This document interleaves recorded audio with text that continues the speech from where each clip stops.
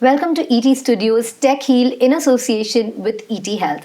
This is where we delve into the intersection of technology and health and find out how exactly it is making you healthier.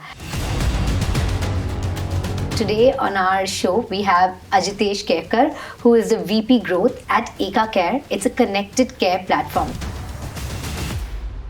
Thank you for joining us today. Thank you, Shilpa, for inviting. If you could start off by giving us an overview of digital health in India and what are the different initiatives that have been started to ensure that all patients' records are now online. Right. I think digital health in India is in a very growth phase right now. If you have to go back 4 or 5 years ago, everyone knows the changes that happened due to COVID in India. A lot of initiatives at that time were taken by the government to ensure that digitization becomes extremely important when it comes to the healthcare ecosystem in India. We all know Arogya Setu, how it was built in record time by Mr. Vikalp Sani. We also know how it got a lot of quick adoption. At the same time, there were multiple other initiatives that the government took to ensure that this rapid digitization keeps on growing. So, for instance, Abha ID or the ABDM mission is one of the biggest steps that the government has taken in this direction. To give you a parallel, basically, right? So, what we see as a UPI ID in the fintech world is how you should see an Abha ID in the digital health ecosystem. So as of today, if you go to any government hospital or if you use any of the PHR websites like Eka Care itself, PHR is patient health records. You can go there and create your own Abha ID. This Abha ID basically now becomes your health identity. With this, you can go to a government hospital, you can book an appointment with the doctor.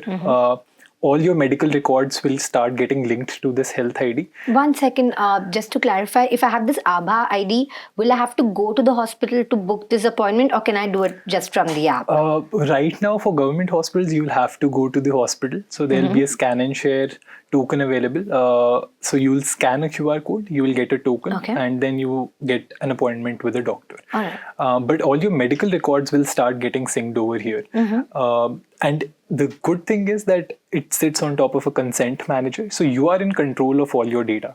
For instance, if you decide that, today I'm going to hospital A and tomorrow I have to go to hospital B, you can decide which all records to share with hospital B from hospital A. Okay. All right. And therefore, you sit at the center of the ecosystem and decide where and when to share data and for how long you want to share the data. So this data that has to be shared by my Abha, the doctors will have to upload this and link the prescriptions that they're giving me? Right. So any health record that gets generated by someone can be linked to your Abha ID if they are ABDM compliant. All right. So for instance, when you will go to a government hospital, your prescriptions will start getting linked to it. So are you telling me government hospitals are ABDM compliant? Yes. Oh, but a private hospital may not be. So private hospitals are also getting there. So when we talk about Eka Care itself, when we look towards our doctor side too, our EMR too is ABDM compliant. So any doctor who starts using the Eka Care tool to start creating electronic medical records or EMRs, rather prescriptions in short, they have the option to create the patient's Abha ID. They have the option to start linking that prescription to the Abha ID as well. So a lot of private players are also now starting to participate in the Abha mission by creating health IDs for their patients and also starting to link the prescriptions to these health IDs. Before I come to the incentives for doctors to do this, I also want to understand Eka Care as a connected platform. Right. As a patient, I can create my health ID via the government website, right? Why would I come to Eka Care to do this? Right. So when we talk about Eka Care, it's more of a platform that is available for both doctors as well as patients. Now, doctors will, of course, create prescriptions. All of these prescriptions will be available on the Eka Care app for the patients to view and also share with other doctors. Right. Now, Eka Care, when we see the patient side, it is a PHR app.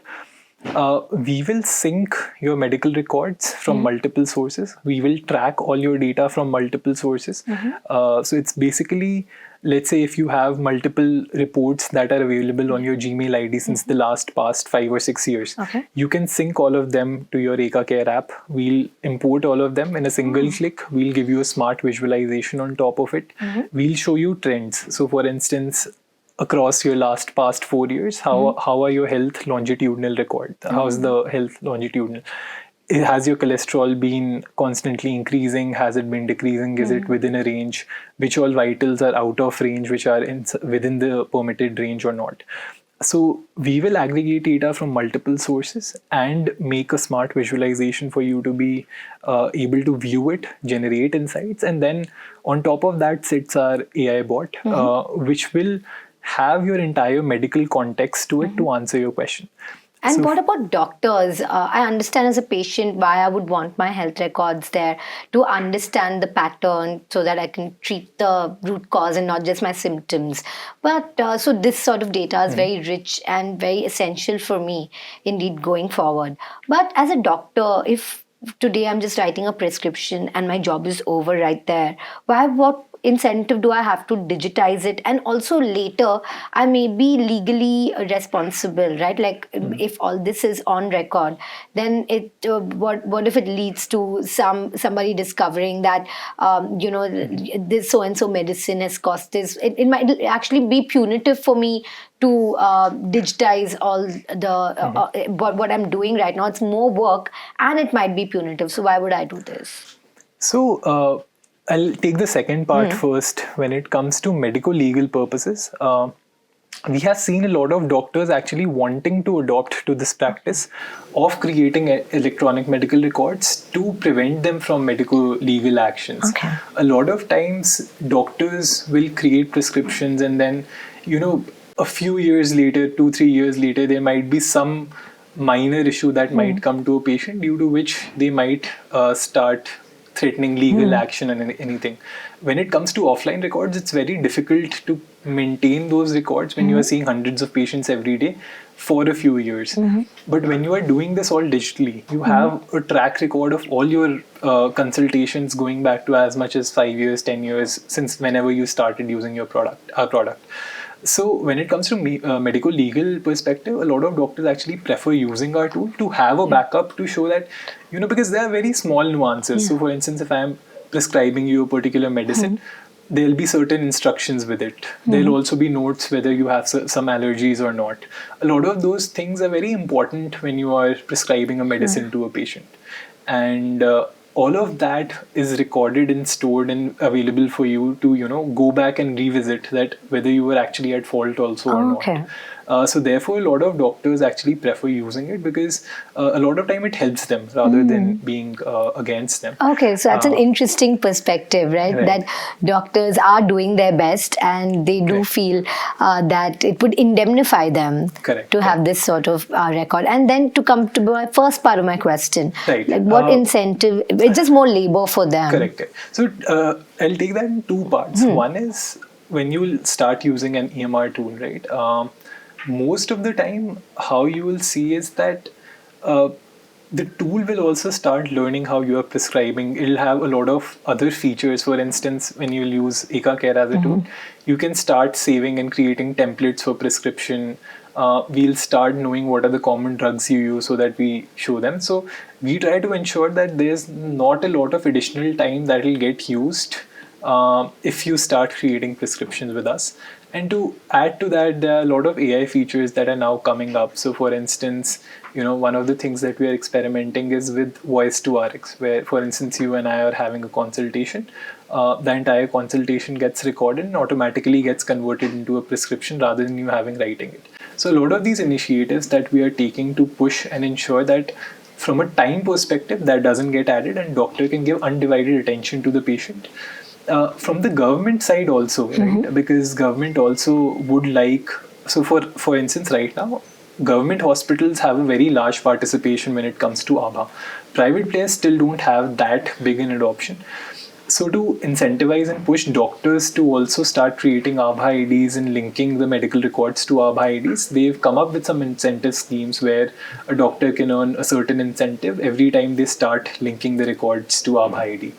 So a combined effort in terms of, from government push as well as making the tools smarter and more intuitive. I think a lot of these things also assist the doctor in ensuring that, let's just try it out and shift towards a more digital ecosystem. And once everyone signs up on Eka Care or on different platforms, and everyone has an ABBA ID, everything is digital.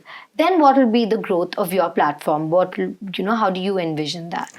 So we always see ourselves as a platform play, both in the connected care ecosystem. There are doctors and patients, both are our stakeholders, and we help them connect and have meaningful transactions.